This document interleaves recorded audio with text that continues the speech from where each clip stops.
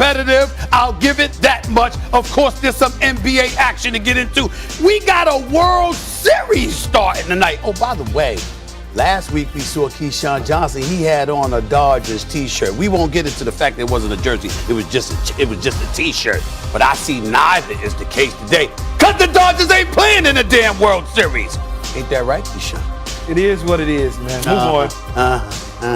See how he is? That's the spirit. See how he is? Gonna be a long day for this brother. First takes in the house. Let's go.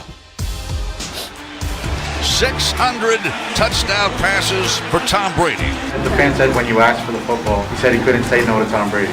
He's going to get something nice in return. Touchdown, Patriots! They punch us in the freaking mouth. How great is Jamar Chase? Came in, you did a great game, just move on. That's how you replace the injured Darren Waller. He put it out there for me and just tried to pull it in. Touchdown, I-N-D-Y. It was just another game. This team, we got bigger goals. Kick from Koo is away. Go! Atlanta wins.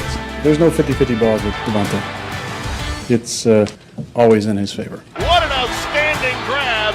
We did some pretty special things in my 5 years here. I've said it a bunch of times. I love my time there. Once the ball was snapped, it was football time. You're embarrassed. I mean, you just got spanked pretty good. And the king has thrown for a big 6. I'm always say Derek MVP for sure. Good day. What's going on, everybody? Welcome into First Take. It's a glorious day here in New York City, and look what the cat dragged in. Keyshawn Johnson, ready to take on Stephen A. What's up, my brother? What's happening, man? What's going on, man? I'm just living the dream. All right, you all right? You all right? I mean, the Dodgers are home. Dodgers are home. Moving on, Are you okay? Are you okay? I'm good. We moving on. We won last year. It's time for somebody else to win. So we just gonna move on. And It's time for somebody else to win. Here's somebody else that's gonna win. I'm rooting for Dusty Baker. So am I. So am I. So, you know. So am I. I'm rooting for Dusty because as a kid, I used to sit in the left field pavilion and watch everybody throw the bubble gum out on the field before the start of the game. But you didn't bring up Dusty Baker last week when you was wearing the Dodgers T-shirt. That's all I'm trying to say. At least I was able to wear a T-shirt last week. Your baseball team been eliminated. I'm assuming it's the Yankees. I'm assuming. That would be the correct assumption. So at least I got to wear my uniform a little longer. Right. Great spin by you. All right, week 7 is in the books. One of the surprises over the weekend was the beatdown Joe Burrow and the Bengals put on Lamar Jackson and the Ravens 41-17. But now both are tied for first place in the AFC North at 5-2. Just yesterday, Stephen A. said he'd take Burrow over Lamar Jackson. Take a listen. Going forward, though, you're taking Joe Burrow. I'm saying because over Lamar Jackson. Only because of this one position. I have been a stickler for many, many years. I know how electrifying Lamar Jackson is. Right. But I've been a stickler for years about when you play the quarterback position, I have to believe in your ability to throw the football consistently. Watching them throw the football, Joe Burrow just appears to be on another level. Okay, Keyshawn, talk to me. Who would you rather have, Lamar Jackson or Joe Burrow? Here's what I'm going to say, Molly. I like Joe Burrow, but I'm not going to be a prisoner of the moment either. I love Lamar Jackson. Ever since he's come into this league, the only thing he's done is go to the playoffs, win a playoff game, continue to get better. We've had this conversation many times, Stephen A., about Lamar Jackson's ability to throw the football. The moment y'all say he can't throw from in the pocket, the man is complete 68% of his passes from inside the pocket. When they say he couldn't, and all he's doing is showing you different. Yes, they got shellacked by the Cincinnati Bengals. Big deal. So what? That's not that big of a deal. He didn't play bad. He didn't play great. But at the same time, there's probably 3, maybe 4 quarterbacks that I would take over Joe Burrow post Patrick Mahomes entering the NFL. What I mean by that is Mahomes came in 17. Anybody after 18 I would take would be Josh Allen, Kyler Murray, Lamar Jackson, and Justin Herbert. Those would be the guys that I would take before I even get to Joe Burrow. Okay? And Lamar Jackson is in front of that line. I don't understand when you look at a dynamic playmaker, both with his legs and his arm, defeating and beating all odds against him consistently, and has his team in a position to make a strong playoff run Why is that a problem? Well, first of all, I don't think it's a problem, and that's why I think you're wrong because you're getting all emotional about it, and that's fine. I ain't crying. I understand that. That don't mean you only got to cry to be emotional now. We all know that. But here's the reality of the situation. Lamar Jackson is sensational. Nobody's taking that away from him. And just because you say you take somebody else is not to denigrate Lamar Jackson like he's some scrub. This brother's a former league MVP, and he's box office, by the way. Absolutely. As far as I'm concerned, he deserves more money than Josh Allen.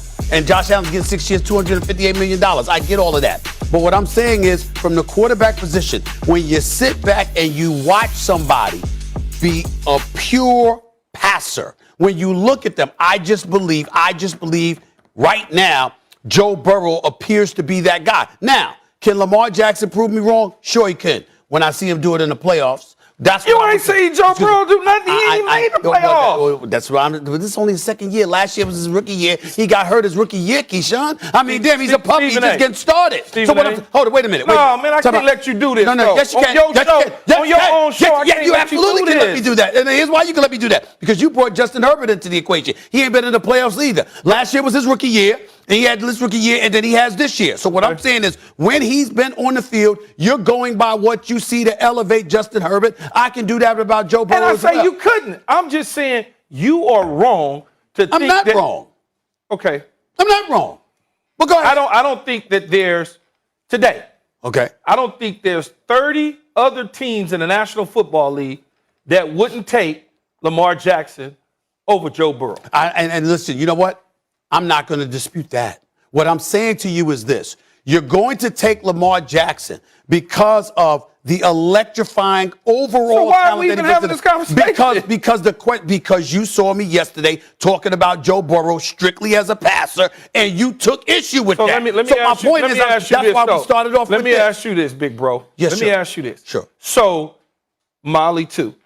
If Lamar Jackson is completing, 68% of his passes. He's at 64.9%. Okay, dropped because it dropped. Yes. Let's just use 68. Burrow's at 68. He's at 65. I have all the numbers. Burrow's at 69. They both have a 60 QBR. They have the same amount of yards. If they wasn't out there dropping passes at an alarming rate. You've been saying that a while now. What? You've been saying that around now. It has happened, but they've caught some passes too. Yes, and it elevated it. But that Detroit game, when they was out there fumbling and dumbling. That was a bad game, absolutely. So my whole point is, you say completing passes.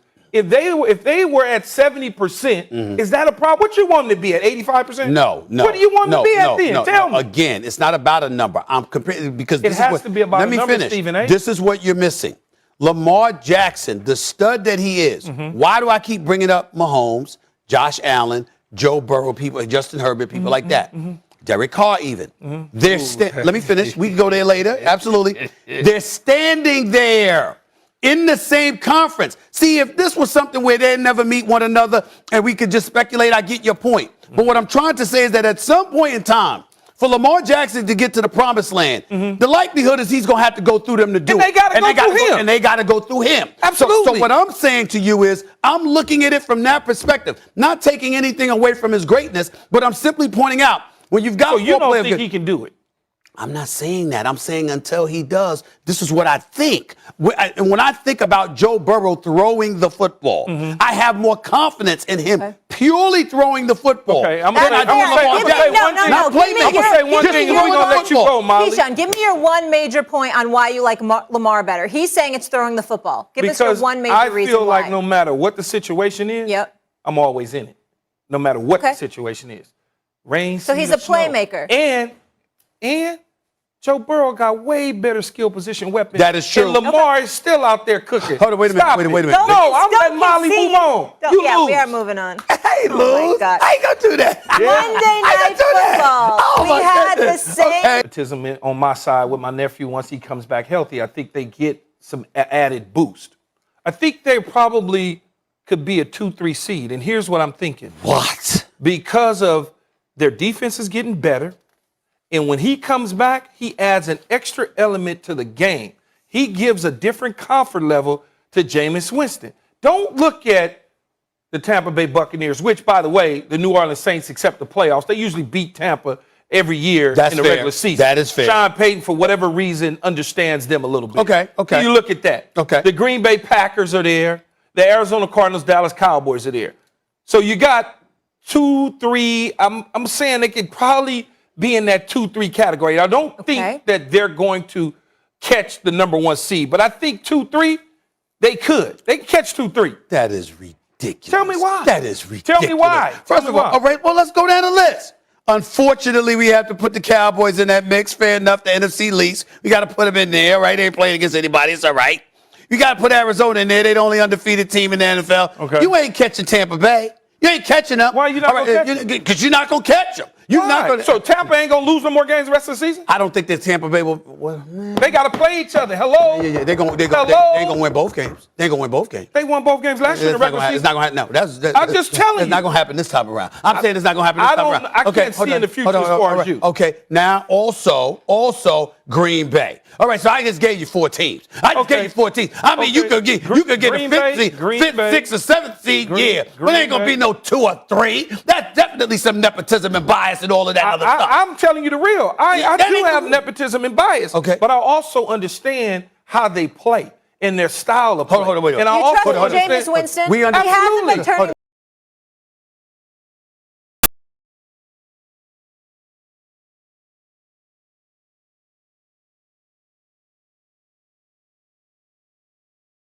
Quarterback now. This is Jameis Winston. You act like the last several years, Drew Brees has just been lighting it up to the whole nother degree. Well, I understand that might not have been the case, but he was still better than Jameis Winston. He was better than Jameis Winston as far as you saw. As far as they see right now, Jameis Winston is 4-2, man. Let's keep it 100.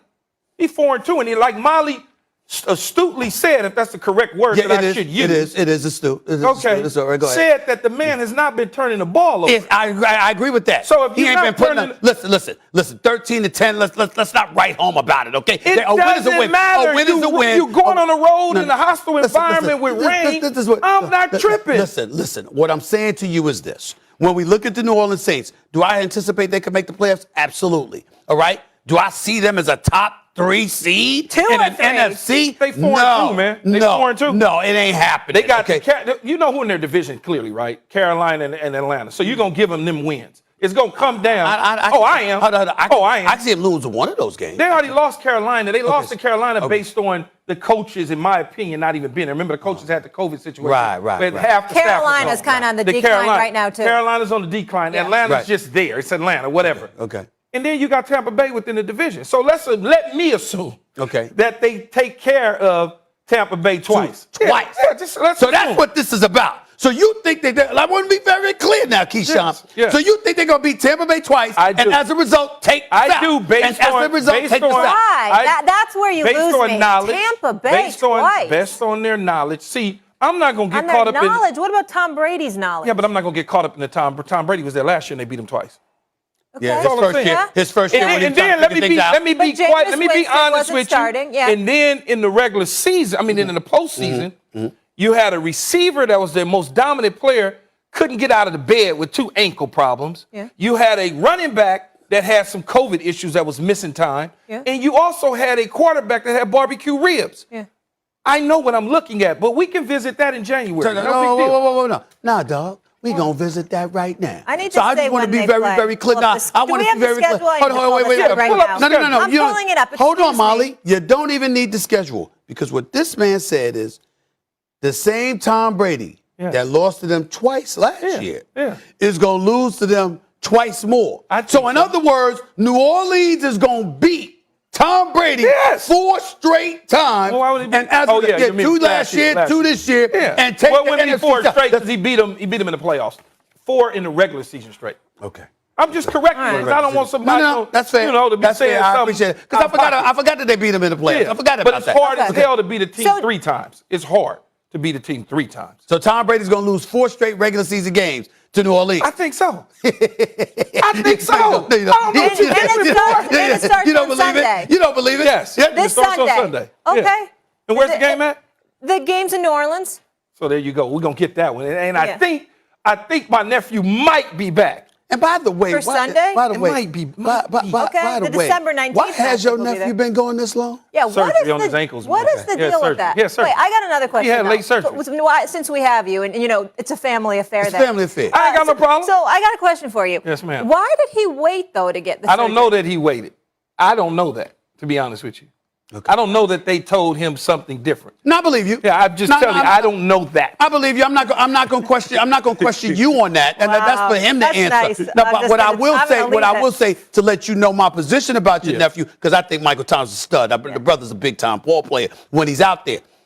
Okay. Because he wants to quiet down all the noise. What noise? Yeah, the haters, man. People chirping and stuff. You know how they go. Man, no. What's the kid? Let me tell you something, Michael Thomas. Ain't nobody. I don't want to hear that. I didn't say you. I know that. Nobody's hating on Michael Thomas. Michael Thomas is an all-world receiver. What we hating on is the fact that we're not seeing him be all-world because he ain't on the field. Social media beef in the whole thing. Yeah, with Sean Payton in the media. Don't let your nephew believe that. No, but that was stories. Now, one credential I own says media. Really? So you just hosting a national radio show? Ain't media? Keyshawn, there's a statute of limitations and how many times you can lie in the first 15 minutes of the show. Exactly. I mean, come on, man. Seriously. You in the media, bro.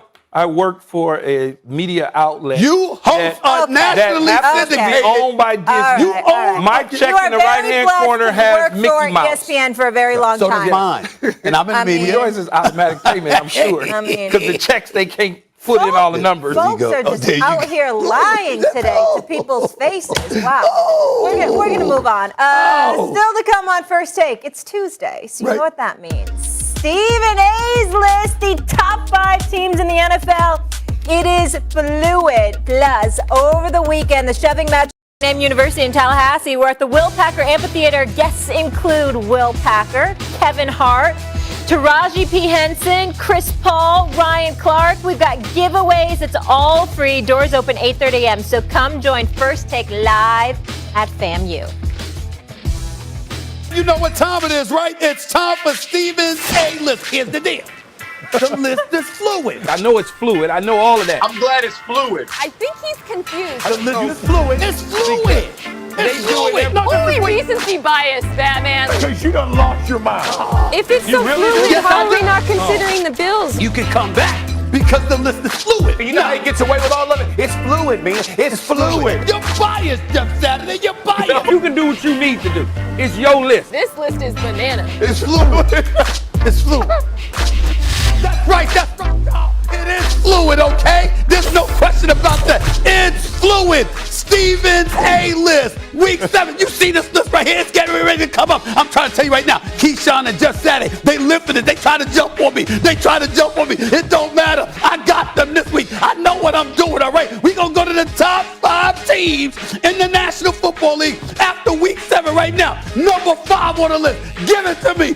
Bam! The Rams. Why? We see Matthew Stafford. We see Cup. We see Woods. We see what those brothers are doing. They're handling their business. Although it was against the Detroit Lions, we understand it. The bottom line is they only got 1 loss on the season. I'm going to give it to the Rams right now. They are top 5 team in the NFL. They ain't top 4, though. Give me number 4 on the list, please. Right there. The Packers. Why? Because he's a bad man. That's why it ain't about the Packers. It's about that brother Aaron Rodgers continuing to do what he does. They've only got 1 loss. You see, they're handling their business okay. They beat a few teams themselves. We sort of handle Washington, sort of beat Chicago. We understand what's going on. Aaron Rodgers. Let's go to number 3 on the list, please. You look at this, Keyshawn. It's the Dallas Cowboys. Okay, now I had them at number 2 on the list. They had a bye week. I'm putting them at number 3. I know what I'm doing. Just Saturday, the most potent offense, arguably, in the National Football League. The defense has improved. They've slaughtered inferior competition. They're going to have inferior competition for weeks to come. But because their offense looks so pure right now, we're going to give them some love and leave them as a top 3 team on the list. They ain't top 2, though. You know who top 2 is, number 2, right? The reigning, defending Super Bowl champion, Tampa Bay Buccaneers. Why? Because Tom Brady and the crew are putting up buckets. By the way, they have a victory over the Dallas Cowboys, okay? Even though they didn't have a bye week and the Dallas Cowboys did, I like what I'm seeing from Tampa Bay right now. They seem to be getting everything going. Defensively, they seem to be getting a little bit better as well. They're the reigning defending champions. They're a top 2 team on the list, but they ain't number 1. We know who number 1 is. The number 1 team in the National Football League, the only undefeated team in the National Football League. That is the Arizona Cardinals with Kyler Murray. A.J. Green coming out of the woodwork. Got 100-plus, 50-plus yards receiving. We know what Kyler Murray can do. You understand DeAndre Hopkins and what he can bring to the table. The defense is opportunistic. I know you don't see a single AFC team on here. It was intentional. The Buffalo Bills, no. We saw what just happened to the Ravens. The Bengals got 2 losses on their schedule, including one of the Chicago Bears. Don't get me started with no Las Vegas Raiders. Yes, they've won 2 straight without John Gruden, but they had lost 2 straight. Prior to that, they've got 2 losses themselves. None of the AFC teams belong above these teams. This is my top 5 A-list, y'all. Here we go.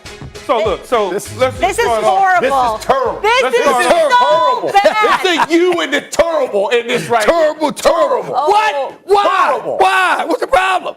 You offended the Packers by saying they beat Chicago and Washington. Get out of here. Seriously. Listen, they won 6 straight. They won 6 straight. I should have just said that. They won 6 straight. They won 6 straight. They won 6 straight. Okay. They're doing their thing. They're doing their thing. Listen, I'm going to go ahead with 4 and 5, and I would move up. You got to get some AFC teams on here. Why? Listen, the Packers, who have the Packers beat? You just heard who have the Packers beat? Their defense, listen, their defense is suspect. All right, you got the bad man. Last week you got on me because I was Adams ain't going to play. You had him here last week. They're about to have 2 losses. You had him here last week. I'm helping you with your. It's fluid, right? Oh.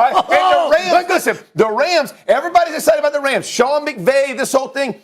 This is a poor rushing the football team. I'm just going to let you know they're 28th in the league in yards. They got to run. They do have to run. They're going to, but they don't have to yet. They're going to have to. Not yet. So those 2, I got to have some Bills, and the Bengals are high. I'm going Bills and Bengals. Bills at 4, Bengals at 5. Really? Yes. You switch it up on me. Recency bias. It's fluid. It's fluid. I'm going to have to throw fluid. Even though the Bills lost to the Titans in the way that they lost their game, I'm going to still have to drop them at 4, and I'm going to have to put the Titans. I like that. I'm going to have to put the Titans at 4 and drop them at 5. You going to put the Titans? If I do that, or I'm going to slide the Raiders in at 5. Oh, God. Oh, my God.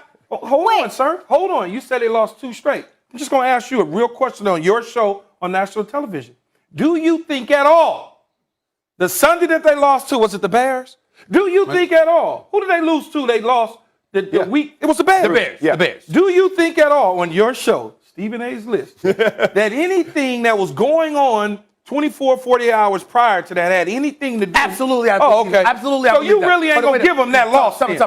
I believe that. Okay. But it doesn't negate the fact that it's an L. Yeah, it does. It's still an L. It does for me because when that person was removed and Rich Bisaccia took over, they look like a totally different team. Against the Eagles. It don't matter. Excuse me. Against the Eagles.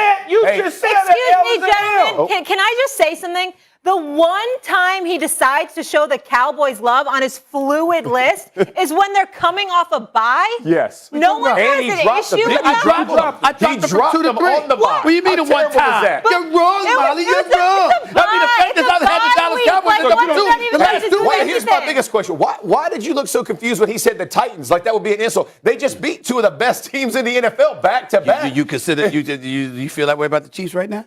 No, I know. Stephen, there's 2 conferences in football. Yeah. They whooped the team that everybody said was going to win 8 Super Bowls in 3 years. They whipped the team that has no defense. The defense is trash. The defense is trash. We all know this. We know this. They still took care of business. But you can't just dismiss what they're doing and the fashion they did it. They completely dominated. Okay, I respect that, and I'm not. But you got 5 innocent. You did disrespect it. You got 5 innocent. But your actions showed the disrespect. It wasn't just. Well, I'm trying to say this. Show me again if you're the Tennessee Titans. Let's see what they do this upcoming week. Because it's fluid. Hey, it's fluid for you. It's fluid for you. Remember, he had the Packers in his top 4 last week. Okay. How you gonna switch up on me now? I just have to do one thing before we go to break. Top 5 NFC teams or NFL teams? NFL teams. Thank you, Mom. Get it together and revisit it a little later in the show. She ain't got to roll up in here like that. You know what I'm saying? Still to come on First Take, Brady's Bucks, number 2, as you see on Stephen A's list. And number 2 on Stephen A's list of the best athlete of the last 20 years. You're going to go head-to-head with Keyshawn. Why are you looking at me with disgust? She's such a Benedictine. Speaking of great athletes, she really good luck breaking down the best dunks from last night. Stephen A. is going to try his best. More First Take in a second. This was a poor performance. Jaylen Brown of the Boston Celtics. Oh, My damn. And I love Miles Bridges. He's special. But that, He's got been sensational since he got came back. posterized right there. Man, you're not Yeah, you got to know. There's certain things that you got to know. Don't challenge. Miles Bridges is used to dunking on people. He got caught last night. He got caught. That back looks like you on a 6-foot rim. If there's anybody that'll get the league back on dunks, it's Miles Bridges. Jay, any disagreement on that order? No, I got no problem at all. Okay. No problem at all. Nice job. You're right. Yeah, that's a good list right there. That's an A-type list. Take your victory lap. That's an A list. That was a good moment for you. Dead Fox right twice a day. Keyshawn don't want to give it. He's just holding out. No, it's cool. Right, it's cool. Other than the last two the first two was all right. No, they were top 5 of the night. Yeah, they was all right. That was cool. They were all right. That's why they weren't top 2. All right. See what I'm saying? Let's get to the Lakers. Some things happened over the weekend. Lakers. They unraveled on Friday night. 115-105 loss to Phoenix. The ugliest moment happening when teammates Anthony Davis, Dwight Howard got into a physical altercation on the bench in the second quarter. Magic Johnson tweeting this. Dwight Howard and AD getting into a physical altercation on the bench. In my 42 years of being associated with the Lakers organization, I've never seen something like that. Lakers are 1-2, lost it to the Warriors. The Suns, as I just mentioned, and beating the Grizz by 3 on Sunday. Should the Lakers still be the favorites to win it all, Jay? You're damn right they should be. Let me give you a Kobe Bryant quote. Everything negative, pressure and challenges, it's all an opportunity for me to rise. All these things, guys, veteran teams, people aren't going to like to hear it because we want to see the Lakers come out strong and be that team that dominates people right away. This is like training camp for them, right? They have to work out so many different things with their team defensively, a lot of question marks around it. That whole thing about passion, for me, that conflict is a good sign of growth because that was about miscues on how they guard a screen and roll. And my thing is, I don't want anybody on that team to settle for mediocrity. And LeBron James knows. You also saw in that game him talking trash to Cameron Payne. You say, all right, remember, be humble now. So I'm going to bet the house on the fact that guys like Russell Westbrook, he and I talk about it on our show all the time. We as athletes, I'm petty. I'm crazy competitive. I remember everything you do. So all the people lambasting Russell Westbrook, you don't think he's going to remember that? All the people talking trash to LeBron James, you don't think he's going to remember that? People not having Dwight Howard on the top 75 list, you don't think Dwight remembers that? That conflict you saw? These are all things that are going to perpetuate and motivate the Lakers. I don't care about where they start. I care about where they finish. Okay. Yeah, and I think they still are the team to beat despite this little tit that they had on the sideline. In practice, you can only imagine, Stephen and Molly, what goes on in practice. The arguments, the pushing and shoving. They're trying to sort things out. Yeah. This won't be the first time. This isn't the first time, and it won't be the last time. It just so happened it was on television. We saw it, and it was like, oh, God, what is going on here? It didn't cost them the game. It didn't cost them their season.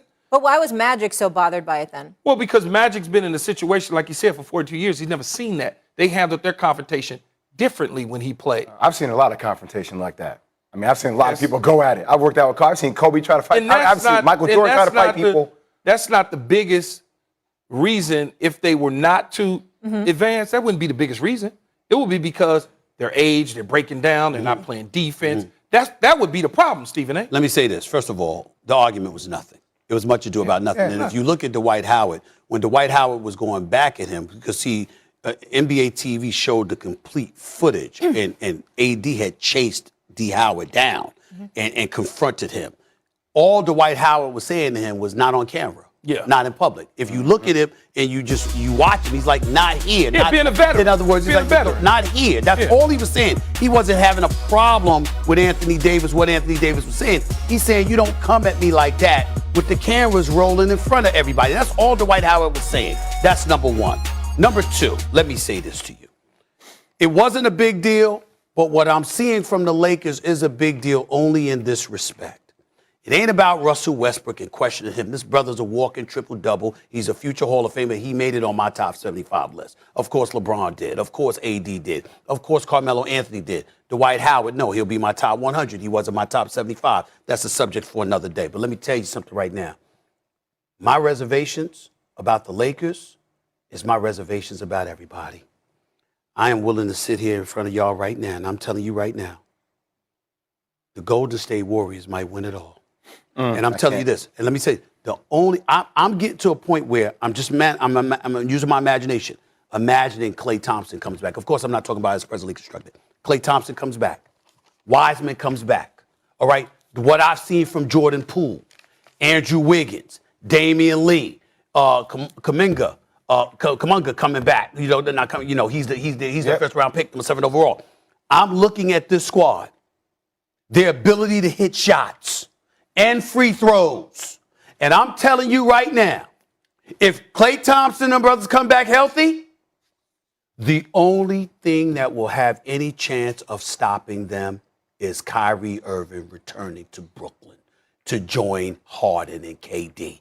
There is no one else, including the Lakers, that will be able to knock off the Golden State Warriors. See, I push back on you. That's where I'm at with and that. Not as a Laker fan, but merely as a basketball fan. Okay. Because this is a new team and a new nucleus coming together. Okay. You've got to give them an opportunity to gel. We just assume Klay Thompson's going to come back as Klay Thompson. Right. This brother's had 2 different surgeries over the last couple of years. Okay. I want to respond to that, but let me say this to you. A couple of things that you need to pay attention to that I'm bringing up.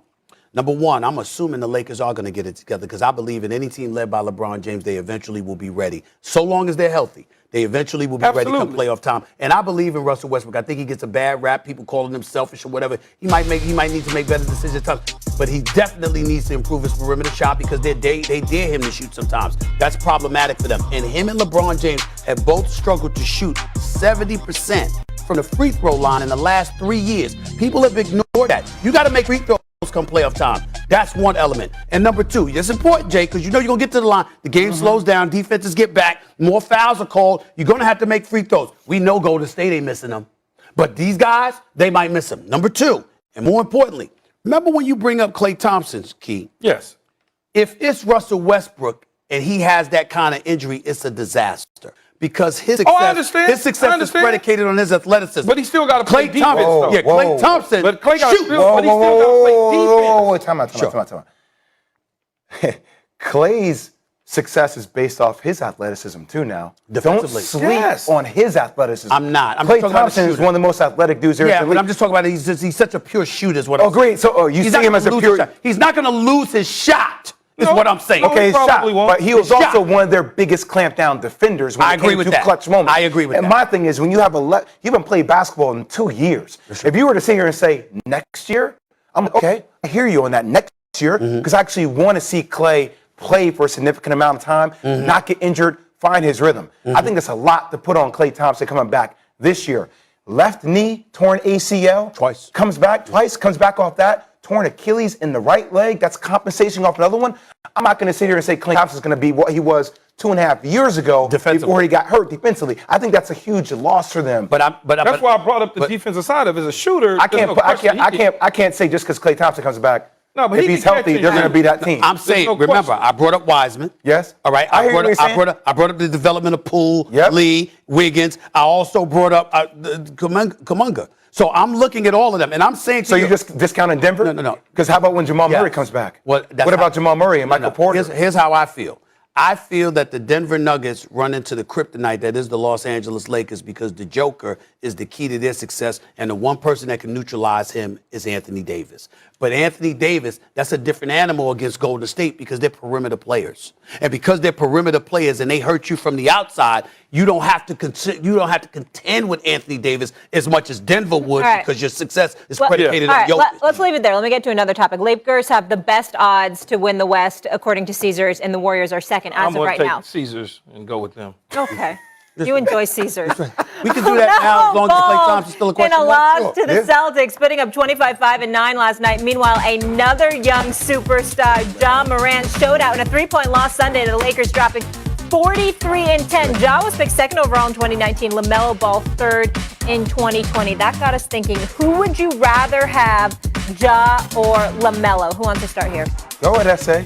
Yeah, go ahead. Yeah, we've been starting every show we come on. We always start. We want this to be second take.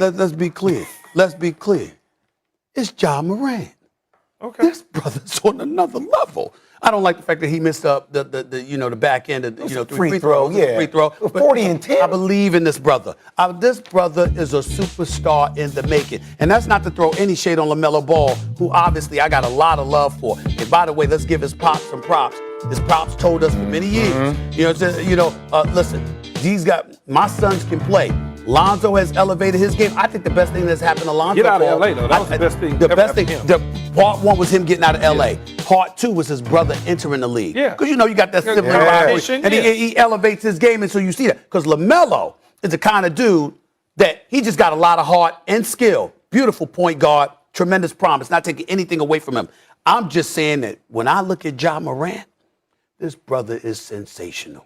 I mean, he's got box office superstardom written all over him, okay? And he's only getting better. He's ferocious. He's incredibly athletic. Is he a passer like LaMelo? No, he's everything else. Everything else. Ja Morant is the real deal. And not only is he the real deal in terms of numbers, he's the real deal in terms of competitiveness. You walk through the turnstiles to see the show that this brother's going to put on. I'm a Ja Morant fan, and even over LaMelo Ball. And I love LaMelo Ball, but Ja Morant is a special dude. Yeah, I like Ja, and I was talking to Jay about this a while ago.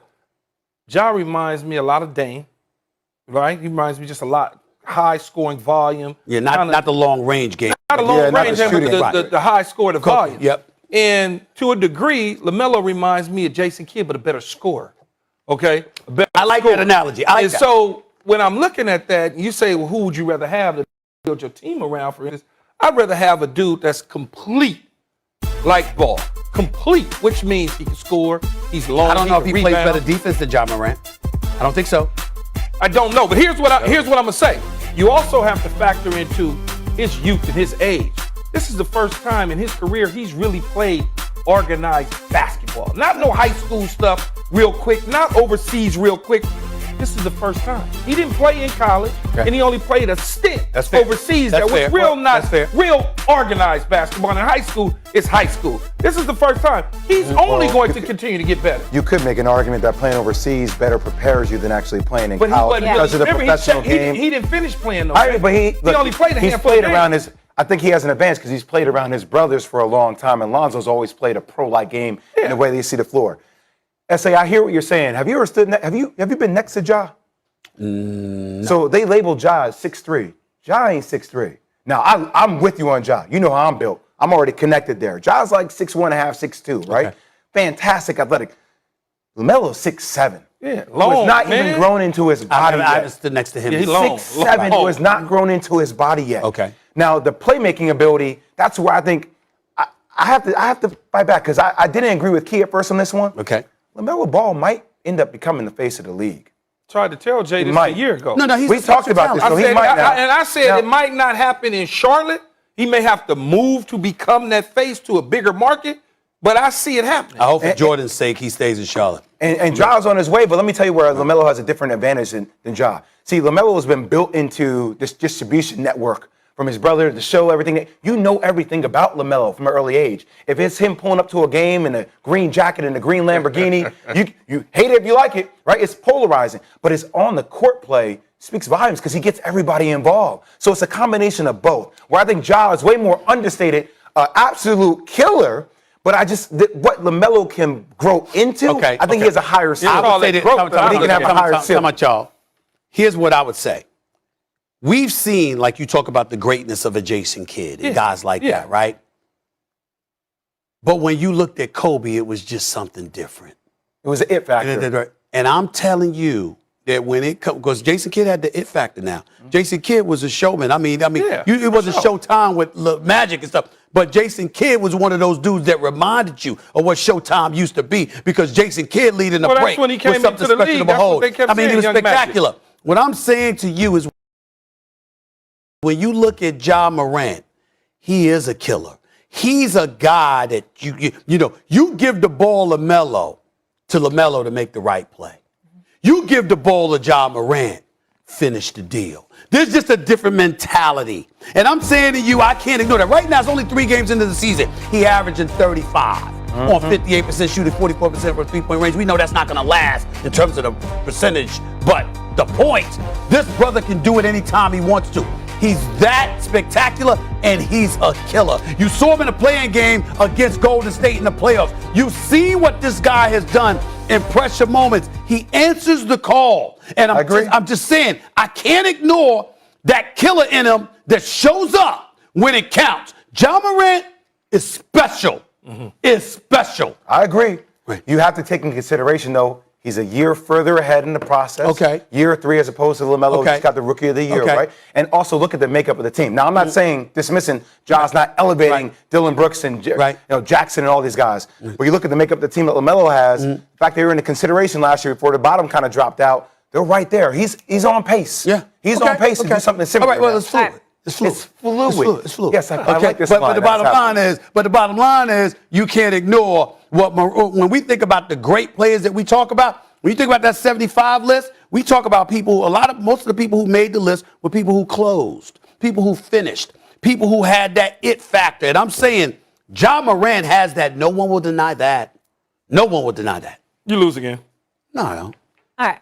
Well, let's leave it there. What's Jay the record? will Are be you back up with to? us in just a 2-0? bit. Jeff Saturday joining us him, next. he's always Still up. ahead on First Take.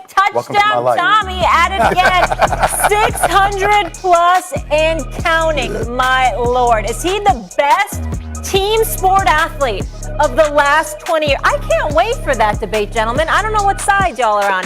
And major news out of Green Bay involving Devontae. Do this. Keyshawn Johnson, you are up first. Who is the best team athlete over the last 20 years, sir? The floor is yours. It's LeBron James, man. It's LeBron. I understand Tom gives us the everything. He's the GOAT at the quarterback spot. But when you look at LeBron James, just starting from his career in Cleveland to Miami, now with the Lakers, he has carried us two on his back to championships. When I argue against Tom Brady, it's not that Tom Brady isn't great. It's not that Tom Brady won't go down as the greatest potential quarterback ever to live, walk the face of the earth. But his early championships, those teams were carried by the defensive side of the ball. You played against them, Jeff, so you would know. The last championship that he won, again, that defense was pretty special in Tampa Bay. Although he contributed and did some things. When you look at LeBron James and you look at where he started, he limped a Cleveland team in his second or third year to the NBA Finals, I think it was, Stephen A. They didn't win it, but he was a kid. He should have been in high school, in college. Fourth year, he came in the league in 2003. They went to the finals in 2007. Young. So when you look at that, then you say, well, what about Miami? How many times has he been to the finals? He's been to the finals 10 times. Right. At once upon a time, he had been like 7 straight years. Okay. Let me help you. Let me help you out here. Help me. Because your argument is utterly ridiculous. Why? Ridiculous. How? How so? Let me explain. How so? I'm getting ready to break it down to you. First of all, a couple of things. Number one, we all know that LeBron James is on the Mount Rushmore of basketball. He's phenomenal. We all get that. Nobody's disputing that. We get all of that, okay? And obviously, athletically, Tom Brady ain't even in the same class. No. LeBron is a superior athlete. We all know that, okay? But the question is really about the team sport element, okay? Let's take this into consideration. The New England Patriots, what have they looked like the last year and a half without Tom Brady? That's right. Say the same. Hold on, wait no. I heard your point. You're going to hear mine. Because when LeBron won his first title, it was after he went to Miami, joined D. Wade and Bosh. Lost the first go-round, by the way, to Jason Kidd, Dirk Nowitzki, and those boys, even Jason Terry, because at one time in the fourth quarter, Jason Terry was guarding LeBron James, and LeBron James would have scored him. So don't get me started with that, okay? Because they should have won that title, but they didn't do it, okay? So obviously, that happened. Then you win back-to-backs. Then you get annihilated by the Spurs. You go to Cleveland. Who do you have? You got Kyrie and Kevin Love. Now, Kyrie and Kevin Love both go down your first go-round in 2016, go to, say, 73-9. You take them out. I get all of that, okay? And then you go to L.A. and you win a title. Who do you have? You have Anthony Davis. When Tom Brady was in New England, okay, Tom Brady, particularly the latter years, I'm talking about when they beat a Seattle, okay, when they beat an Atlanta or what have you. I'm saying you look at them, and even though the defense was good, you looked at it and you said, okay, Tom Brady is the big reason why this team has been successful, which was proven after he leaves. Then he goes to Tampa Bay. When he goes to Tampa Bay, he finally has an opportunity to make decisions. And when he makes those decisions, what does he do? Because Bruce Arians leans on him, and he shows it, okay? He'll build it, okay? So all of those things are taken into consideration. Here's my ultimate point against you. Keyshawn Johnson has been famous for saying this. There is no greater team sport than football. And so this man, and by the way, and he still has more championships in an ultimate team sport. He has more championships than LeBron James, more finals MVPs, more Super Bowl MVPs than LeBron James. There's nothing to talk about. And by the way, has been to as many Super Bowls as LeBron James has been to the finals. So you just piled on. That's right. And let's talk about where he started from. This dude is a 6th-round pick. I'm not taking that away from him. He's coming in unheralded. Nobody has it. And you watch what he did. The dude's only not made the playoffs once. In 21, I mean, like, think about football. So listen, his leadership. I think LeBron's made it every year since he went to the championship. When he walks in the building, he changes the culture. We talk about team and leadership. So when you're talking about Tom Brady and what he's been able to bring everybody else around him, he has improved them. Then you see him in Tampa. When he goes to Tampa, like that whole thing, that whole dynamic has changed. But he did the same thing in New England. He just wasn't given the credit as much because of Bill Belichick and that relationship. And that's all fine. That's all well and good. And they did have great defenses. They did have that. But early on. But as he progressed and his career moved on, he took, with the salary cap the way it was, he did more with less. He didn't have He didn't have those other dudes that you would go, those are the dudes. They'd bring in running backs like on a turnstile. There's no question about it. Receivers, there was no receivers that you would, man, this is the dude every time. But guess what he did have, Jeff? He made those around him better. Guess what he did have? The greatest coach that ever walked the sideline. I agree with that. There's something to be said from that and Bill Belichick. But here's the deal. When you look at him 20 years ago. But hold on, man. LeBron, you went, now it's my turn. Okay. LeBron James, give me the list of his coaches. Who? That's fair. That's fair. Frank Vogel, Mike Brown, Eric Spoelstra's good. Eric Spoelstra's good. He got that. Okay, now what? Ty Lue was young at that time, man. And LeBron was carrying that thing. But then when you go back and hold on. Let's go with the coach for 1 second. Okay. As good as that relationship was, you don't think, I mean, think about what he did in Tampa. It made it more, it could make it more difficult as well. So as good as that relationship was, you and I both know there's a lot of tension that goes on of who we should bring in, how should we be better as a team. So that fight is real. So as good as it is, it also has some negatives as well that he had to overcome as opposed to being LeBron over all his coaches was the dude. You knew he was and that was not Tom Brady's path for 20 of his years. He got to be the dude when he went to Tampa. Just like Tom Brady elevates everybody else around him, what you think LeBron? I agree with that too. But that's disrespecting LeBron for sure. And then here's one for you. Yeah. I'm going to take one championship away. I'm going to take one championship away from Tom Brady. Right. Run the damn ball to Marshawn Lynch, man. Oh, well, that's Run the damn ball instead of throwing. That ain't his fault. All he can do is jump up and down and he pushed on Jimmy G. Can I lighten the mood? Yes. Okay, so you were the star last night of one of my favorite broadcasts on Team Manning don't do here. It to me, Don't do it. I had to make sure we get this in the show. Don't do it. Peyton and Eli had a little something for you. Could we please share that with our audience here? Jeff Saturday loved the double tap. He loved me constantly spanking him, right? He preferred the double silent count as opposed to one. You know, this is how shady this is in life, bro. Right. This dude loves to take shots every time because he knows you can't retaliate. He owns his own production company, bro. You can't retaliate. You're on TV all day long. No, he'll just buy more. So he just buys more. Just getting up there, bold-faced lying. Gifted. Bold-faced lying. So you like the slap opposed to the flutter? Oh no!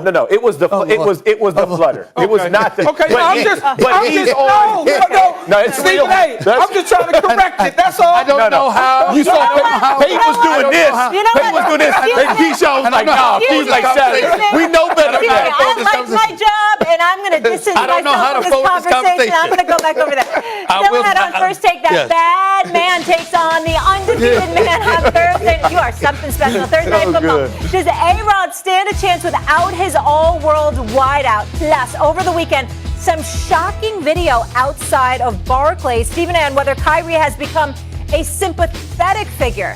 We discuss that shortly. More First Take. Stay here. Available on the ESPN app. One app, one tap. Okay, to Thursday night, though. The Packers could be without Aaron Rodgers' most important weapon when they take on the Arizona Cardinals on Thursday night. They placed wide receiver Devontae Adams on the reserve COVID-19 list Monday after Adams tested positive for COVID. The odds for the Packers to win the game have gone down significantly since this news came out, from 3.5 to 6. Mina Kimes joining us now. Where is Mike? Mina! Good morning, Mina, or good afternoon. Hi. Always good to see you. We'll get to you in a second. Mina's going to be here with us for a minute. Key, I'll start with you. Did the Packers have a chance if Adams can't play? I think they do have a chance because they still have, as Stephen A. would say, that bad man in Aaron Rodgers. And they still have Randall Cobb, and they still have Lazar, and they still have the tight end, and Aaron Jones, and Amani Rodgers. But in all, they got the quarterback. And anytime you have a quarterback like this, you always have an opportunity to win. Now, it's going to depend on whether or not the defense can come to the party to slow down what the Arizona Cardinals present on the offensive side of the ball with the weapons that they have in Kyler Murray. But I do think that they have an opportunity and a chance to still win a football game despite not having Adams in the lineup.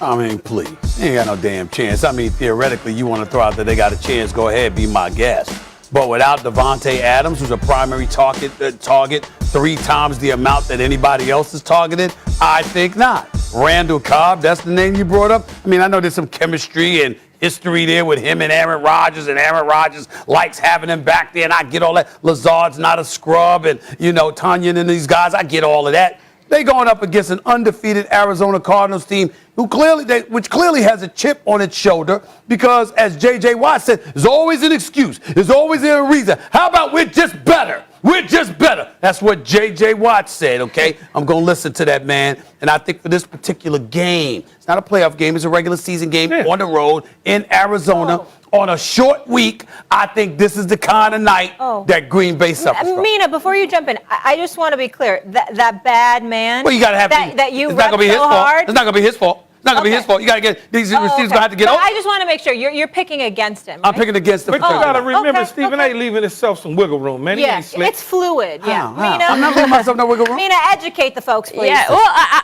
I'm actually not terribly worried about the offense. Now, to be clear, Davante Adams is one of the 2 best wide receivers in football. The other one, unfortunately for Green Bay, is on the other side of the field. But in his absence, Aaron Rodgers has been excellent. Actually, Stephen A., over the last 6 games he's played without Adams, he has a higher QBR, a higher completion percentage, higher passing yards per game. And that's not because of a Ewing effect or anything. By the way, with the same talent on the field, it's because of the scheme and his ability to operate within that scheme and elevate it. I think this running game will still be very good against Arizona. However, I actually agree with Stephen A. here, and I'm picking the Cardinals. And it's not because of the offense, and it's not because of the absence of Davante Adams. It's because this Green Bay defense has faced a relatively weak slate of quarterbacks outside of Joe Burrow. The secondary is lacking. I just don't think they have the defensive backs to keep up with all the talent Arizona has the field. So I think this is going to be a close game. I don't think the absence of Davante Adams kills them, but I think Arizona edges this one out just because of who they have on both sides of the ball. Well, let me they still have a chance well, listen, I mean, hell, I got a chance, but the bottom line is this. Let me push back a little bit at Mina here. Okay. When we were in Arizona, we talk about the number 1 defense. We're talking about a top 3 defense against the pass. And so to me, I think that if you're the Green Bay Packers, you ain't going to beat somebody because you're running all day. You're not doing it. You're going to beat it because you got Aaron Rodgers making decisions and having reliable targets to throw to, which I think is going to be a question mark in this particular game on a short week without Davante Adams. Mina, do me a favor, though, really quick for Stephen A. He just tried to slide in there the number 1 team against the pass. No, number 3. Number 3. But number 3 team against the pass. Oh, Houston? Oh, you going to add them numbers in there, too? Yeah. I mean, let's be honest with each other now. Yes, they took care against the Rams. They took care of business. The Rams. But they ain't had no murderer's row, man. I 100%. I mean, they beat Cleveland. Cleveland without their offensive tackles and Nick Chubb. I mean, that one was really hard to evaluate. I was actually really looking forward to this game, Stephen A., because I wanted to see this Cardinals defense tested against a fully armed battle station on offense, and unfortunately, that is not what they're going to get. However, like I said, I still think the Packers offense can play well. We have seen this offense without Aaron Rodgers, and we have seen his secondary weapons, who are great, by the way, this past week, excel in the absence of Davante Adams. I think the Packers offense will still cook. It's the defense that I'm worried about. And it's the importance of winning this head-to-head matchup for them, because as we get going in the season, that comes into playoff terms. They've got to win this football game. And the Packers know the difficulty of going on the road and trying to win with a team that's on fire. I'm not taking anything away from Arizona, but the question was, do they have a chance? The question wasn't, are they going to win? Is it over with? That's not, it was, do they have a chance? So yes, they have a chance, Stephen A. But are they going to win? I'm not telling nobody See what I'm saying? right See what now. I'm saying? I'm gonna wait. See what I'm saying? No, what do you mean you're going to win? It What was are a you little waiting wiggle room for? with that one. This is Keyshawn's day on first take. We're not going to wait. He's We're not going to leave doing it up to the this. media. He's going to leave it up to the media because he's not a media He's member. only been in the media for He's going to 20 leave it up to the media years. because So, he's not one of them. He's you not a don't media come member on at the all. show I don't think and not answer questions. I don't think they'll win the game. It'll be close, like Mina said, but I think Arizona is on to something special right now in the desert. I do. At least you answered that question. Good for you. I think so. All right. Mina will be back. Arizona favored by 6 now, guys. Still ahead on first take. The Nets got the win last night, but all eyes in Brooklyn remain on the Kyrie Irving drama. Stephen A. with the take that you gotta hear. And Mina Kimes was sleepless about Seattle last night after her team suffered another L, albeit her quarterback wasn't there. A shock.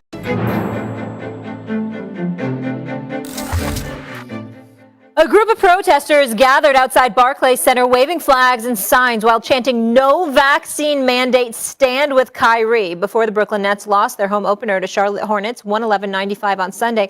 Around 100 people stood in the plaza outside the arena and on the street blocking traffic on Flatbush Avenue, many showing support for Nets point guard Kyrie Irving's decision not to get at least one vaccination shot to comply with New York City's mandate in order to play home games. Stephen A., let me ask you this. Do you think these protests have actually made Kyrie a sympathetic figure here? No, I don't believe that. Let me say this. There were also protests going on in New York City yesterday where the Brooklyn Bridge was being blocked because to meet the requirements of that mandate handed down by the local government here in New York, if people like municipal workers, police officers, people like that, hospital workers, stuff like that, if they don't abide by the mandate, they'll lose their jobs. And so people, if they don't get themselves vaccinated, what have you, so people have really taken that position to heart. And and to be quite honest with you, even though I'm fully vaccinated, you are as well. You know, there are people that bring concerns, and it's not just black folks, it's white folks, it's Hispanic folks. There are millions upon millions of people in this country that really have a big time problem with the government saying get vaccinated or else, because you're mandating that they trust an entity they don't believe warrants their trust and what have you. So we understand that to some degree, the trepidation, the skepticism about things and what have you. But to me, that doesn't transfer to Kyrie because they're worried about losing their jobs and their livelihood. Kyrie is on social media telling you money ain't no issue. Don't worry about that with me. You know, he's pocketed over $200 million in his career. He's got $35 million on the table. He can take half the season off and still end up with about 17 or 18 million this year. He's good. And so at the end of the day, they weren't making the argument to make him a sympathetic figure. They were using Kyrie's name to bring attention to their cause and what they're really fighting over, because obviously their lives are going to be profoundly affected in ways that Kyrie's is not. When it comes to basketball, here's the bottom line. We look at the Brooklyn Nets. We look at them thus far. We look at the way that James Harden is struggling.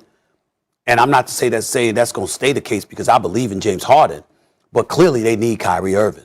And when you anticipate what LA is going to do, when you anticipate what the Golden State Warriors are going to do, when you see the Milwaukee Bucks and the Miami Heat on the come up, Milwaukee Bucks the champion, Miami on the come up, it is clear that the Brooklyn Nets need Kyrie Irving. And if Kyrie elects not to come back, he may very well cost them the championship. So in that regard, I think the combination of everything that I just highlighted doesn't equate to him being a sympathetic figure in this. You know, I'll just leave it on the basketball court for the most part. Yeah. They certainly would use him. I mean, they need him because he's an important figure and a part of what they do. Can James Harden and KD move the needle enough to get past the teams that you talk about? I think so, because it's still early in the stages. Right. We 3 games in. Right. We're having this conversation about what the Nets are 3 games in. We all know if Kyrie was on the floor with them, they're a stronger basketball team, no question about it. Right. Now, whether or not they can go down all the way and get to the championship and win it all, we got to wait to see that. But they're certainly a better basketball team with Kyrie. Right. Because when you have a guy like James Harden who's struggling, now you got another guy you could go to. If KD starts to struggle, now you got James Harden and Kyrie to go to. Right. You got 2 of the 3. But when you only got 1 of the 3 that's performing well, But you're not going to win. are they beating Milwaukee without Kyrie? That's the question for me. Jalen doesn't believe so, and right now Jalen's looking very prophetic because Milwaukee, with the exception of their blowout loss to Miami, has looked very, very strong. Miami's on the come up. We can't ignore them, and I get all of that. But I want to transition, not for debate purposes, but I'm going to transition, and not just to Keyshawn, to you too as well, Molly, because I'm really interested in hearing y'all perspective on this. I want to know what y'all feel as it pertains to what, if anything at all, you believe Kyrie might owe the Brooklyn Nets. And by that, I mean this. He is the reason everybody's in Brooklyn. Okay? And when you recognize what they look like without him, if that were to continue, then you have a situation where you're looking at the Brooklyn Nets and you're saying there's a chip on the line. When KD, Harden, and various other people, from what we hear, there's a whole bunch of NBA players, maybe not them specifically, but you hear surmise, there's a whole bunch of NBA players that were very, very reluctant to take the vaccine. They just understood that the NBA said, you don't take it, you don't get to be a part-time player. You take it, you in, you don't take it, you out. So my question to y'all would be this. What, if anything, do you all believe he might owe the cats that he got to come to Brooklyn with him? I don't, in this situation, I don't think he owes them anything. Okay. Because he ain't being paid, right? He's already been paid for the play in the past. That money's already done. Is your question he earned that money. Do you mean fiscally? No, I'm talking about getting people to come. He basically, essentially, he got KD to come play for Brooklyn. No, and because of that, Griffin came. Because of that, the trade happened with James Harden. Because of that, Steve Nash was hired. All of those sort of things. Of course. So he became a key piece of what they're trying to put together. And so for me, I don't think he owes them anything, because if he decides that that's not what he wants to do with his body, that's his own right. If they believe, okay, I'm putting it in my body because I believe something different, like me and you and Molly, I'm okay with that. I just don't want to put that type of pressure on him. Here's where I don't totally rock with you, Keyshawn, right? Okay, so say you have the chance to have a Super Bowl on the line, right? And you're going down to Tampa, right? And you're coming to Tampa, whatever, and that kind of thing. And then somebody decides to hold out because of the vaccine, and they're the real impetus for you heading down there, and you're the favorites and all of that. Are you really just going to be like, oh, I'm cool? I don't know if you'll continue to.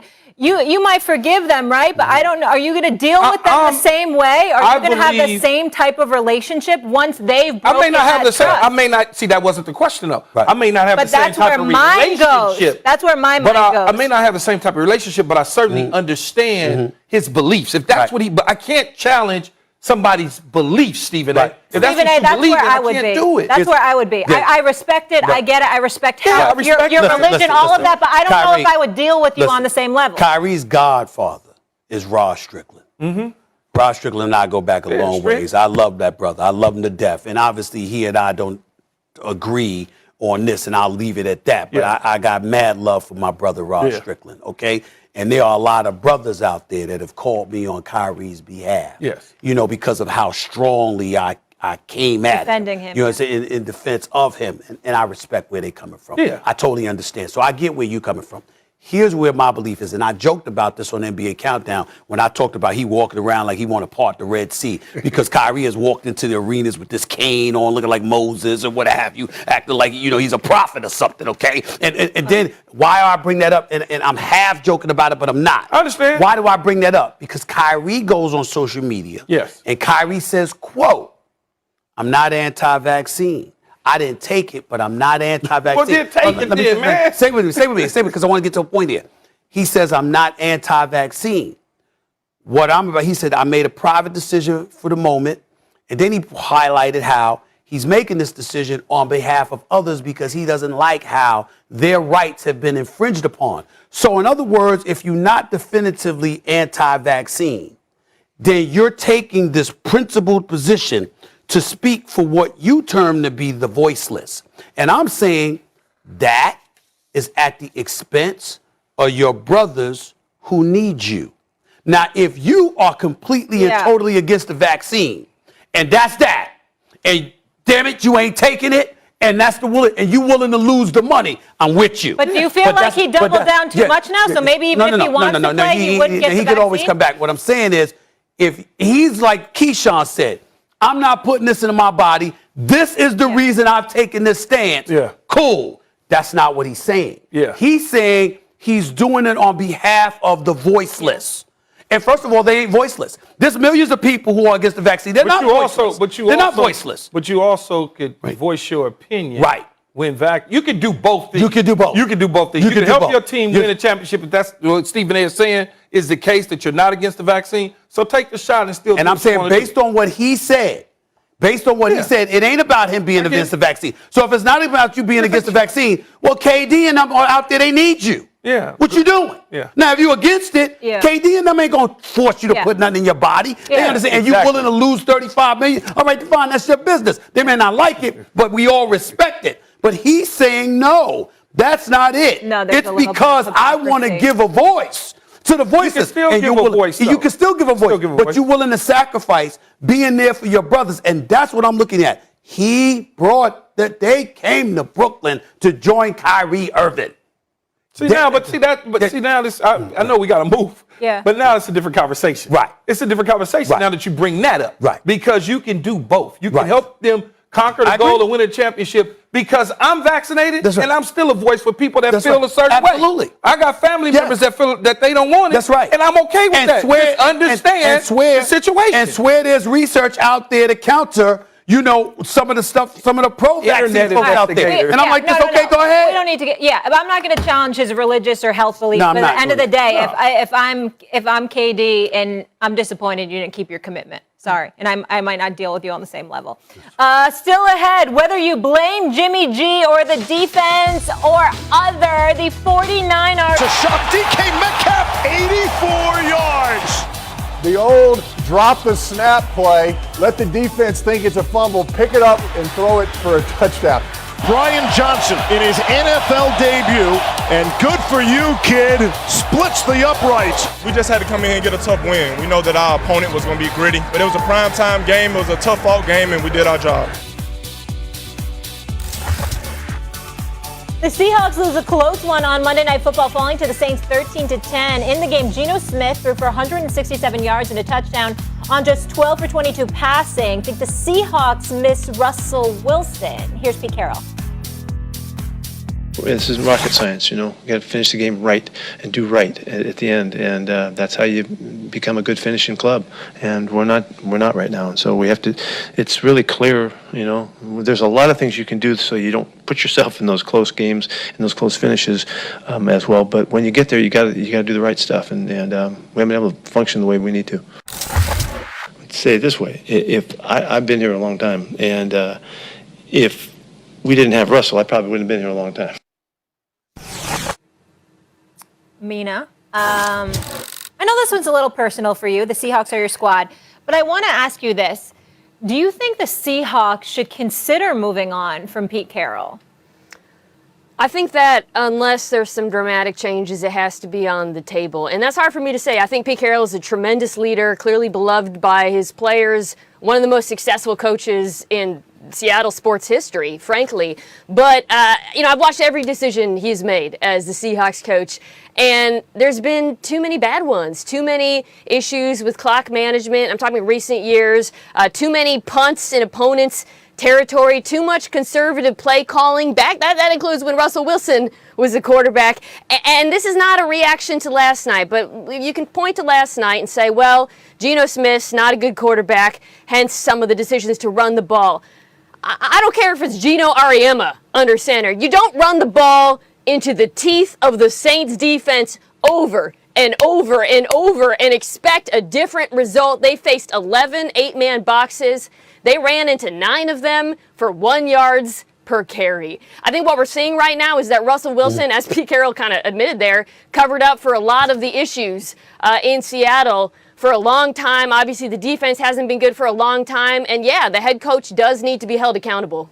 Mina, can I talk you into giving him one more year? Because I don't want to do him like this. I want to give him one more year to figure it out. And you mentioned the coordinators, right? The defensive side of the ball, as well as the offensive side of the ball. They've gone through coordinators like people go through diapers with babies. It just one of those things with them. And I don't know what it is with Pete. I don't know if he's getting up there in age. The game has passed him by. But I'm willing to give him another season before I'm going to say, you know what, Pete, you might want to look to do something else. Here's what I have to say to both of y'all, you, Keyshawn, and Mina. With all due respect, I really don't know what the hell is wrong with y'all right now. Pete Carroll has coached the Seahawks for the last 11 seasons. He's made the playoffs 9 times. The last 3 years, he went to the playoffs 3 years ago with 10 wins. Went to the playoffs 2 years ago with 11. Went to the playoffs last year with 12. And we're looking at him and saying, well, you know what? I don't know. I mean, it might be time. I mean, wait a minute now. I mean, don't get me wrong. I'm not enamored. I think the offense has been a bit archaic and predictable. Mina, I love the point that you made. They got 8 men in the box, and you keep trying to throw it to the teeth of the defense. I'm not defending that. You're absolutely right. But if there is an individual that has deserved somebody just simply saying that, look, coach, what the hell are you doing? Could you change this up and give it an opportunity to change it up? It would be him because it's not like we're looking at somebody that missed the playoffs. I say one more year. They didn't miss the playoffs because they have one of the best quarterbacks in football. Pete Carroll just admitted it, frankly. My concern here, Stephen A., after spending an entire offseason speculating about what Russell Wilson wants, is that they're wasting the prime of his career, and he might try to push his way out. Okay. That's fair. That's fair. One more year. That's all I ask. Okay, we're going to get to the Niners. I just want to say one thing. I feel like Pete Carroll was always lauded in that organization for how they built through the draft, kind of like how the Patriots, did as well. And it doesn't seem like they've been drafting as well either. Their first-round picks, I want to say, I think 6 of the last 10 they've traded away. So that was an area of concern. But they've capitalized also with the late for me picks. as I know, but that was kind of like the Stephen A. That was it. They built through the draft, the later picks. I know, but they reached still, on some guys too in the first round. It hasn't been the same. Okay, let's get to the Niners though, because we got a good debate here. They've gone just 8-14 since appearing in the Super Bowl 2 years ago. Jimmy Garoppolo hasn't been the franchise quarterback the team's looking for, so they drafted Trey Lance in the first round last year. With Jimmy G not playing well and the team sitting at 2-4, it may be time to look at the coach. Keyshawn? Yes. Should Kyle Shanahan be on the hot seat? You know, I think you want to take a look at it. I don't know how hot the seat is going to get with Kyle Shanahan because people are so enamored with his play calling abilities and all of this sort of stuff. But when I look at a coach, a coordinator who becomes a head coach, yes, he took him to the Super Bowl, and you just mentioned a record post-Super Bowl, mentioned a record pre-Super Bowl, and look at all those things. Look at some of the draft picks that they missed on, along with my former teammate in John Lynch. But it's like we are afraid to say anything. We just going to give him a pass on where they're at. Here's what I'm going to say. Matt Nagy has a better winning percentage than Kyle Shanahan, man. Boy. Ain't no old boy. Mina, facts is facts. We like to talk about numbers. Facts are facts. Plus, he's supposed to be a quarterback guru. The one great year that Matt Ryan had, and they went to the Super Bowl, Kyle Shanahan was the offensive coordinator. But Matt Ryan was still playing good before that and still played better even after that at times. They acquired Jimmy Garoppolo from the New England Patriots. Has Jimmy Garoppolo gotten any better at all, or is he the same guy that we saw in a small sample size with the New England Patriots? I'm done having a conversation. The floor is yours and Stephen A's. Keyshawn, I'd actually like to thank you now for that Matt Nagy example because you just gave America a case study in why win-loss record is not a good way to evaluate, frankly, a lot of things in the NFL, but coaching success. I understand it is, at the end of the day, your record does matter, but we are analysts. We can look beyond those numbers. You talked about Kyle Shanahan and his record pre-Super Bowl in San Francisco. So I'm happy to refresh you on what happened. He joined a team that was 2-14 before he became the head coach under Jim Tomsula. They reeled off a winning streak at the end of the season, brought him to 6 wins. The next year, he loses Jimmy Garoppolo to a torn ACL at the beginning of the season. The next year, despite having a ton of injuries, they make it to the dang Super Bowl. The following year, which was last season, the San Francisco 49ers had the second most injuries using Football Outsiders adjusted games loss metric of any team in the last 20 years. It wasn't just the quarterback. It was Nick Bosa. It was Debo. I mean, this team was straight up cursed. So, of course, they've lost a ton of games under Kyle Shanahan. Now, I believe this season he does deserve scrutiny. If he does not manage the integration of Trey Lance, and you're right, this is what his job is to elevate the quarterback, then yes, at the end of the season we can revisit, okay, how is he done with Trey Lance? Has he integrated into this offense? Trey Lance has had one start, so relax. But let me finish by saying this. We started off this segment by talking about Pete Carroll. If the San Francisco 49ers actually fired Kyle Shanahan, who I believe is one of the best play callers in the recent history of the NFL, I would drive to San Francisco from, all the way from Connecticut. I would then pick him up, and then I would drive him up to Seattle and make him the head coach immediately. And I am not alone around the NFL feeling that way. This is what I started. Everybody keeps telling me what a great head coach and a play caller and all this stuff is, but yet and still, the quarterback hasn't been developed, and all I keep hearing is excuses about injuries. Everybody has injuries in the National Football League. Second most in NFL history. Everybody has missing Second most in NFL history, man. Let's keep it 100. Mina, Keyshawn, calm down. Well, this is your show. I just think y'all get a little bit too emotional here. Let me bring calm beneath the storm. Okay? Let me That's do that, me, okay? Stephen A. Let me You do be that, Stephen okay? A. I'll be Okay, me. let me do that for y'all. Mina, here's where I'm at with this, and I need your help with this, Mina. Kyle Shanahan, I'm going to say all the things that you said in terms of the injuries he's had to endure, overcome, et cetera, his play caller is not to be questioned, supposedly, et cetera. His record with Jimmy Garoppolo is 24-11.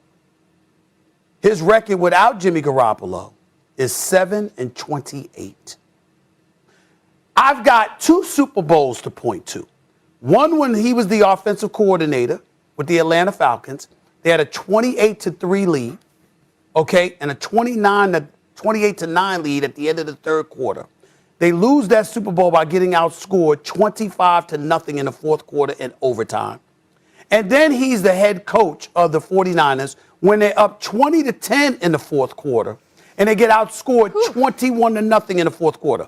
With him as the offensive coordinator, with leads and 2 Super Bowl titles on the line, in the fourth quarter, he has been outscored 46-0. So I'm saying to you, when I look at that, does that not add fodder to Keyshawn Johnson's argument? I think context really matters here. We can talk about the Niners Super Bowl. The question is about the Niners. And frankly, they lost because Jimmy Garoppolo missed a couple of throws that Kyle Shanahan threw up well. They lost because they ran into the most talented quarterback in, I believe, frankly, NFL history, putting on an all-time performance. Most teams don't even get to the Super Bowl. What about and as far as his record without Jimmy Garoppolo, we're really going to judge him by how he played, how the team played with Nick Mullins and C.J. Beathard, man? You can't look. But damn, Mina, 7-28? 7-28? Yeah, look up any quarterback. Look up any head coach's record with their backup quarterbacks. I guarantee you it's about the same. Mina? I guarantee you it's the same. I just can't. Win it 25% of their games? So are we trying to say Jimmy G's better than I bet you if you grabbed any quarterback in the Jimmy G's issue is just that he's not healthy? I think Jimmy G's good, but I don't think Shanahan's gotten nearly as much as he should have gotten out of that. On top of that, look at all the draft. Look at all the draft picks. Do you watch Jimmy G? There are open receivers running across the middle of the field. I like Jimmy G. There's a reason Jimmy G's record is impeccable when he's the starting quarterback. It ain't He's because not good. the record says something different. The record my eyes says tell me something different, which is he throws to linebackers half the time. The record says something different. Everybody's going crazy on Jimmy G because he missed the throw in the Super Bowl, and they took the ball out of his hands in the playoffs against Green Bay and Minnesota, and everybody said, oh, my God.